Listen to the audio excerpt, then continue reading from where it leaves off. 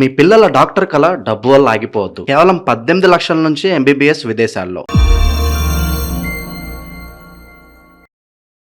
అందరికి నమస్కారం. నేను శిరీష. ప్రస్తుతం మనతో పాటు ఉన్నారు ప్రముఖ ఆధ్యాత్మికవేత్త, జ్యోతిష పండితులు చేబిఎం కిరణ్ శర్మ గారు. గురుగారితో మాట్లాడదాం.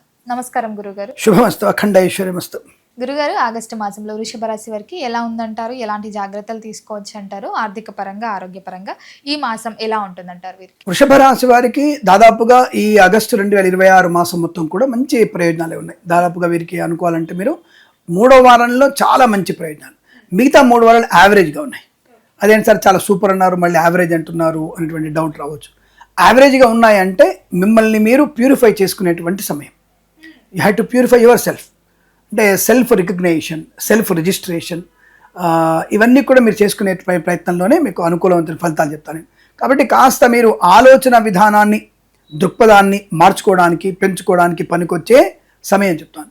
రెండోది, వీరికి కాస్త దూకుడు తగ్గించాలి. నాకే అన్ని తెలుసు, నాకు అన్ని విషయాలు తెలుసు, నాకు అన్ని తెలుసు, నేను అన్ని చేయగలను, నేను సింగిల్గా చేయగలను, నేను ఆడదానన్న భయం లేదు, నేను మగోడన్న భయం లేదు, నేను చిన్నవాడన్న భయం లేదు, నేనే చేసి నడిచిపోతుంది అనే భావన కరెక్ట్ కాదు. సో కాబట్టి ఈ విషయంలో మీరు జాగ్రత్తగా ఉండకపోతే నష్టాన్ని పొందుకుంటారు.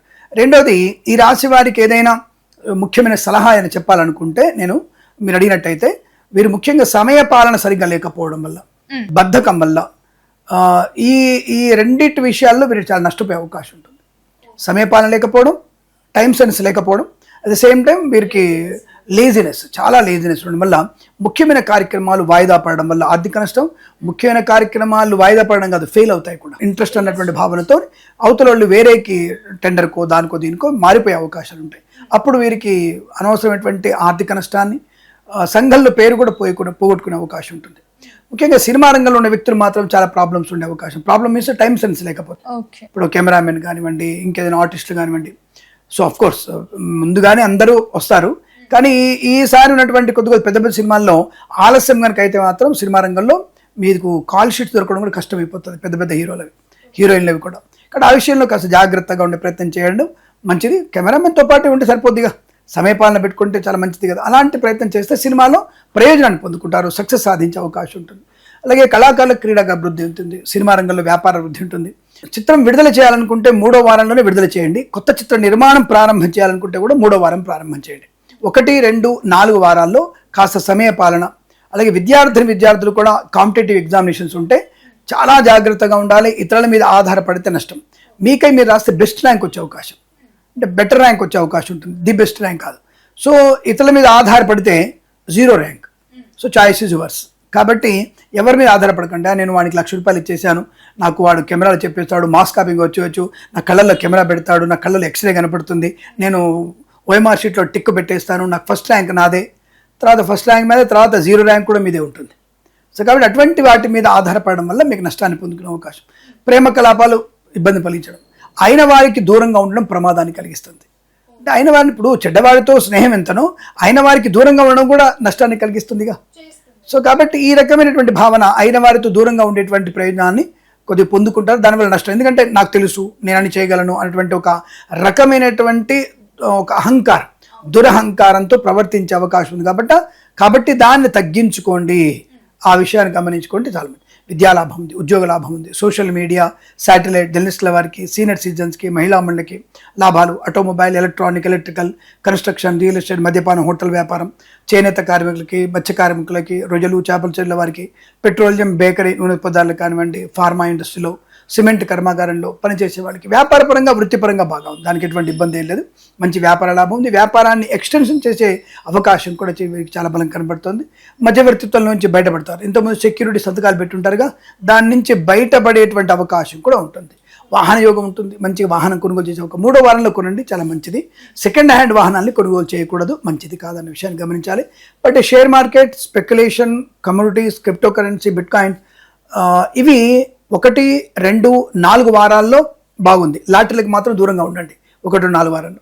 3వ వారంలో లాటరీల వల్ల లాభం ఉంది. షేర్ మార్కెట్లో స్పీడ్గా మీరు అంటే డే ట్రేడింగ్ కూడా చేసేటువంటి ప్రయత్నం చేయదు, దానిలో లాభం కూడా ఉంటుంది. వస్తు లాభం ఉంటుంది, వాహన యోగం ఉంటుంది, విద్యాభివృద్ధి ఉంటుంది, విద్యార్థుల లాభం ఉంటుంది, కుటుంబ సౌఖ్యం, ఆస్తి పంపకాల లాభాలు, స్థిరాస్తుల్ని కొనుగోలు చేయడం, ప్రయాణ లాభం, తీర్థయాత్ర సేవన, విహారయాత్రలు. గత వర్షాలనే కదా, జాగ్రత్తగా ఉండండి. ఈతకని చెప్పేసి వెళ్తే ఆకస్మికంగా వర్షాలు పడడమో, సుడిగుండాలు రావడమో, అంటే ఇప్పటిదాకా వర్షాలు పడలేదు కదా అని చెప్పి కంగారు పడకండి. పడే అవకాశాలు ఉన్నాయి కాబట్టి అనవసరంగా నీటి గుంటల దగ్గరికి వెళ్ళి ప్రమాదాన్ని పొందుకోకండి. అలానే ప్రమాదం ఏం లేదు ఈ మాసంలో, మంచిగానే ఉంది. బాతికి బయట కడతారు, నో ప్రాబ్లం. కానీ అని చెప్పేసి ప్రమాదంలో వెళ్ళడం ఎందుకు, పులి నోట్లో వేలు పెట్టడం ఎందుకు, ఇబ్బంది పడతారు కదా. జాగ్రత్తగా ఉండే ప్రయత్నాన్ని చేస్తే చాలా మంచిది. స్నేహితుల మాట అతిగా నమ్మకండి.